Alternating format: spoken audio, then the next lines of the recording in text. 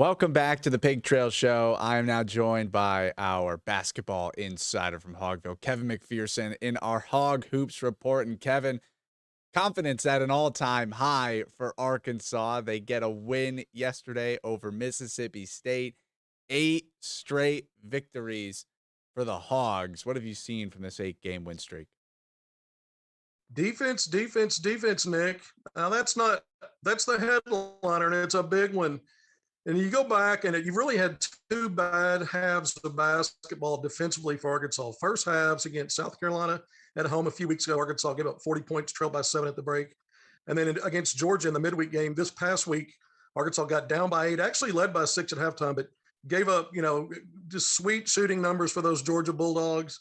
But outside of those two halves, when you look at all the basketball now, 8 games, 16 halves total, 14 of those Arkansas has been really, really good, almost elite on defense.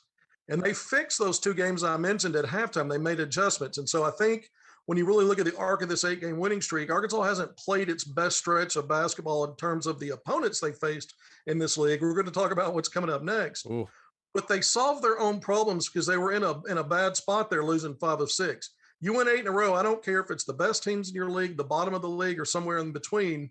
You're doing something right. And it started on that defensive end. They've held 7 of these 8 opponents in this streak now below 39% field goal shooting overall, and below 31% from 3. The outlier now being that Georgia game midweek. And Arkansas did play a much better second half, like I mentioned, and really kept the Bulldogs down and blew that game open. But then I look at some of the individual stuff. We talked about some of the rotation tweaks that have been important. Trey Wade coming into the starting lineup, figuring out how to marry together the contributions from guys like Stanley Umide, Odis Tony, who have been more consistent. But really, to me, we know what JD Notae brings to the floor, and he's been more efficient in more games lately. You're not living with 5 turnovers a game every night out. Only 1 last night. But I really think it's Jalen Williams turning that switch on to be more of a scoring threat, more of an offensive threat that way. Very good passer, but Arkansas needed somebody else to consistently produce production, scoring the basketball. When you look back at the last 10 games, that's the start of SEC play plus that Big 12 SEC challenge. Jalen Williams is averaging a double-double. That's significant. I think he and JD Notae are both all SEC, not only candidates, but strong candidates at this point with still more work to do. But I think those have been the main keys. I think Arkansas also in this last week started to get more consistency from those 7, 8 guys in the rotation. Talking about Chris Likes, who had his best back-to-back games, and then Kamani Johnson, who comes in yesterday against Mississippi State, a very physical, big frontline team, and gave him the business. He got on the glass. He gave Arkansas 7 points, 6 rebounds, a couple of assists in there too, and did some things that really helped Arkansas. So you're not only seeing it being really good on defense, but I think the individuals are figuring out their roles and how they can best help this team. When you look at Musselman's tight 7-8 rotation, You mentioned that, hey, you win 8 games, doesn't matter who you play, whether it's the bottom of the barrel, mid-tier, or the best of the best. Well, now the next 3 or 4 games are going to be brutal. I mean, you have Auburn, number 1 team in the nation, coming into Bud Walton Arena Tuesday. Then you have Bama, Missouri, but then you get Tennessee back in Fayetteville. This stretch now coming up for Arkansas, really tough part of the schedule. well, it's really the final 8 games of the regular season. That's just half of it that you mentioned. And these last 8 games, Arkansas is going to play 7 teams that will be a quad 1 win or loss. 6 of those 7 are teams that are ranked in the net top 25. So when you look back at what the work Arkansas has done, it's been outstanding, but it's just not been close to the level of competition that this team's going to face. Teams that have 5 stars coming out of high school, players are going to be playing in the NBA. When you look at teams like Auburn and Kentucky, their length, their athleticism, their depth, and just the quality of those teams, Arkansas hasn't faced that yet. And then you start talking about Tennessee. You got to play them twice. You get LSU again back at home. You got to go on the road to Alabama this Saturday. Arkansas wants to win that Alabama State Championship this week. The one-off against Auburn on Tuesday at home. First number 1 team, by the way, Nick, to come and play in Bud Walton Arena ever. Arkansas is 1-11 all time against number 1 teams. The lone win being against Michael Jordan, North Carolina, in a February game back in 1984. So it's been that long since Arkansas has had success against number 1. But when both teams, Auburn understands winning streaks too. It's a team with one loss on the season. It's won 18 games in a row. So you really look at, Arkansas, if you can look at it two different ways, it's going to be an uphill climb, but huge opportunities. And you want to be playing your best basketball when you start playing the toughest teams. And Arkansas is going to probably have to figure some things out. I don't know that this team's like last season is going to be able to go on a run and just win out going into SEC play like last year's team did. This team may not have that same kind of path, but look, when you're playing that many teams that are quad one games, 7 of your last 8, even if you split those, you're improving your resume. Actually, Arkansas is 1-3 right now against in quad one games, and they're going to add 7 more opportunities, but they're 6-0 against quad two. And I think that's important because if you can at least split or maybe come out just slightly ahead in these quad one win opportunities, I think it grows Arkansas's potential postseason seeding picture when you're talking NCAA tournament. Yeah, I 100% agree. And it's also good when you get some quad one wins in front of some big time recruits. At every game I go to, it seems like I look up at the Jumbotron and they're showing the next big recruit at Arkansas. And we saw Jordan Walsh hit the Jumbotron last game. He got to attend Arkansas and Mississippi State. Well, we just talked about on-court results, but how about recruiting? 3 weekends in a row now, Arkansas's had a 5-star on campus to attend a game. Nick Smith Jr. in back-to-back weekends, top 5-star when you talk about the Texas A&M home game, followed by the 12 SEC Challenge against West Virginia. And then yesterday, against Mississippi State, you mentioned it, Jordan Walsh, another top 10 5-star. There was another 5-star, his teammate at Leak Academy from the class of 2023. Arkansas is recruiting Omaha Baloo, a 6'8" power forward, ranked also top 10 in his class, a 5-star. So you basically are not only having results on the court, but your recruiting is what is really going to continue to grow the program. And so you want to marry those things. You want to get those players in to see that atmosphere at Bud Walton Arena. Always helps when you're winning. But Jordan Walsh, I interviewed him before he, the Saturday before I actually got to be Bud Walton Arena. And he told me, look, I want this 8th consecutive win. I mean, he's all in. He keeps up with this team, even though he has a season. And he really wanted to get a feel for that atmosphere because he's already projecting himself in just a few months being a Razorback. Yeah, he's got work to do to finish up a really good season. Team's still undefeated, but he's already looking forward to being a Razorback.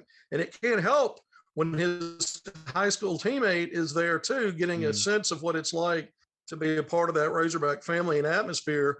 So recruiting goes on, Nick. We talked about Nick Smith. I'll mention it. Of all the accolades he's gotten, the McDonald's All-American, he and Jordan Walsh a couple of weeks ago. Early in the week, last week, Nick Smith Jr. also picked up an Iverson Classic All-Star Game invitation, another prestigious event. But really the bigger news, maybe the Naismith Trophy semifinalist. He's one of 10 players for the National High School Player of the Year that'll be determined in the postseason, after the season's completed. So they whittled that list down to 10. He's still among those guys in that group. And then he goes out Tuesday night in a rivalry game against Little Rock Central. I was there.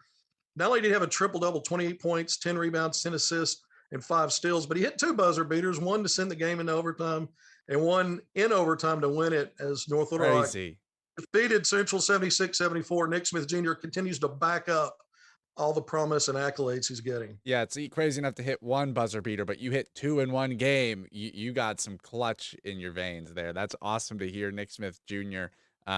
We'll see what happens with that Naismith Award. Obviously earning it to be on that top 10 of that list. Now let's jump and talk about, because we were talking about this in this room today, was just how good Bobby Portis was last night for the Bucks, dropping 30 points. He was insane shooting.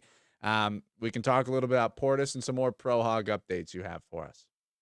Well, the only person that was able to defend Bobby Portis last night in Portland was Milwaukee's head coach, Mike Budenholzer. He didn't play the last 4 minutes of the third quarter, didn't see any action in a blowout in the fourth quarter. My man was heading to a 50 spot there, Nick. You mentioned it, 11 of 13 from the field, matched his career high with 6 made threes on only 8 attempts. But he also had 5 assists, 4 rebounds, a couple of blocks, a steal.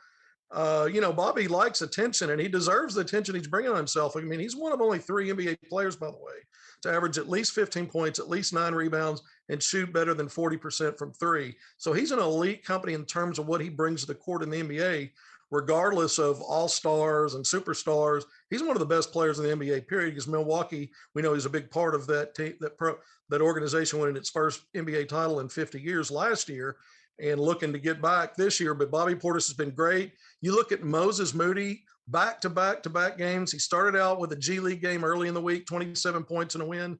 The next night, he's starting for the Golden State Warriors, matches his career high in a win at Houston with 11 points. And then the very next day in another game, he starts again for Golden State and gets a career high 20 points, goes 6 of 10 from three. He was one made three shy of Golden State's rookie record for three-pointers made in a game that Steph Curry owns, the greatest shooter of all time, by one. He was one shy of that. So he has a 20-point game there.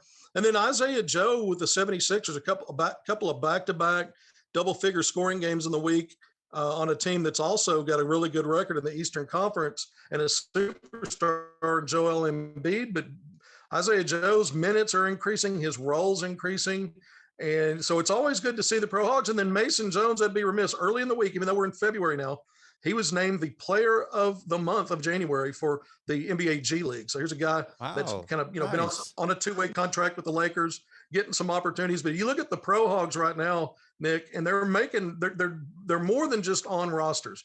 They're really playing key roles on teams that are good. These are players we're talking about that are on good teams right now, really good teams. Mm-hmm. The Bucks, the Sixers, Lakers need to turn it around a little bit, but LeBron has said they're going to get there. But maybe Mason Jones can help him out a little bit. Well, we'll see about that. And the Warriors too. I mean, so yeah, you've got Moses Moody could not be in a better place as a rookie to learn with that backcourt when you're talking Klay Thompson, who's back after a 2-year absence, playing really good basketball. Steph Curry, of course. You've got Draymond Green that's been out a little bit, is really a front court player. But even Andre Iguodala, who's had an NBA Finals MVP, that's a wing. I mean, he's surrounded by not only veterans, but veterans that know how to win at the highest championship levels, basically a dynasty there. What an experience he's having as a rookie beyond his minutes in his own production. Oh, yeah. And future Hall of Famers at that as well. So you got to soak up all the knowledge that you can. Kevin, as always, thank you so much for joining us in this week's Hog Hoops Report. More Pig Trails show after the break.